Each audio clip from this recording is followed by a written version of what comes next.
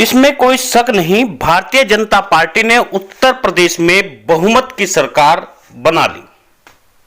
जनता ने अपना जनादेश एक तरफा दिया। यह भी देखने की बात है, यादवलैंड हो या जाटलैंड, हार जीत का मामूली अंतर था। मतलब साफ था, इस चुनावी रण में केवल कश्यप, प्रजापति, विश्वकर्मा जाति के लोग थे। दलितों में वाल्मीकि, कोरी, धोबी जाति के लोग थे जो भाजपा को अपना वोट कर रहा था। तमाम अत्याचारों को भूलकर हिंदुत्व की रक्षा के लिए अपना वोट दे रहे थे ये समाज के लोग।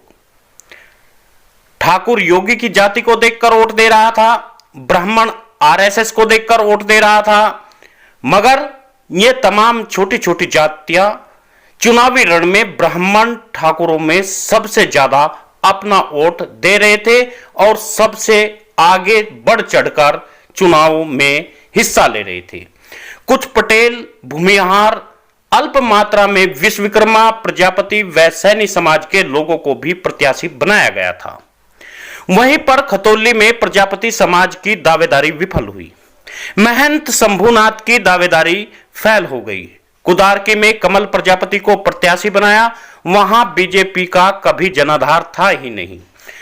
दूसरा प्रत्याशी मनोज प्रजापति को हमीरपुर से बनाया, जहां मनोज प्रजापति चुनाव जीत गए, जहां रामप्रकाश प्रजापति समाजवादी पार्टी से चुनाव हार गए। प्रजापति समाज की 2 करोड़ की आबादी है, जहां इतने मतदाता है वहां 2 ही विधायक मिल पाए। एक विधायक सत्ता पक्ष का और दूसरा विपक्ष का। सत्ता पक्ष का विधायक बना वह भी युवा, ईमानदार, बेदाग और शिक्षित। उनके पिता शिवचरण प्रजापति पूरे भारत में एक ऐसे मात्र व्यक्ति थे जिन्होंने अपनी संपत्ति का ब्यौरा भारत सरकार को सबसे पहले सौंप दिया था। उसके बाद प्रधानमंत्री नरेंद्र मोदी ने अपनी संपत्ति का ब्यौरा दिया था। राजनीति की काजल की काली कोठरी में रहकर उनका दामन सफेद ही रहा। सपा व बसपा सरकार में विधायक व कैबिनेट मंत्री रहे। पूरी विधायक निधि जनता को सौंपने वाले पहले नेता थे शिवचरण प्रजापति, जो मनोज प्रजापति के पिता थे। मनोज प्रजापति 2022 के चुनाव में भारतीय जनता पार्टी से विजयी हुए। मनोज प्रजापति पीएचडी है और पेशे से प्रोफेसर है। राजनीति के अच्छे ज्ञाता है। सबसे ज्यादा पढ़े लिखे विधायक मनोज प्रजापति है। ऐसे विधायक को भाजपा सरकार को चाहिए उप मुख्यमंत्री बनाए तो प्रदेश में ओबीसी चेहरा, वह भी अति पिछड़ा वर्ग का, अच्छा हो सकता है। कैबिनेट में मनोज प्रजापति को जगह दी जानी चाहिए। यदि सत्ता में पढ़े लिखे लोग रहेंगे, प्रदेश का विकास होगा, अति पिछड़े वर्ग का हौसला अफजाई होगा।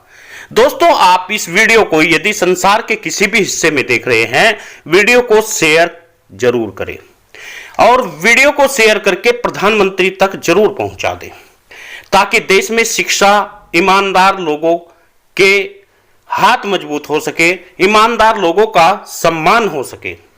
डॉक्टर मनोज प्रजापति बेहद ही ईमानदार परिवार से आते हैं, जहां चुनाव लड़ने के लिए हमीरपुर की जनता उन्हें चंदा देती है। ऐसे ईमानदार पढ़े लिखे लोग इस देश की गरीबी, बेबसी को दूर कर सकते हैं।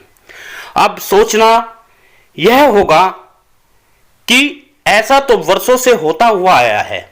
इन जाति के लोग पढ़े लिखे हो, ईमानदार हो, शिक्षित हो, लेकिन उन्हें मौका नहीं दिया जाता। मगर क्या अब की बार इस घृणित राजनीति से दूर होकर डिप्टी सीएम के पद पर डॉक्टर मनोज को दिया जा सकता है?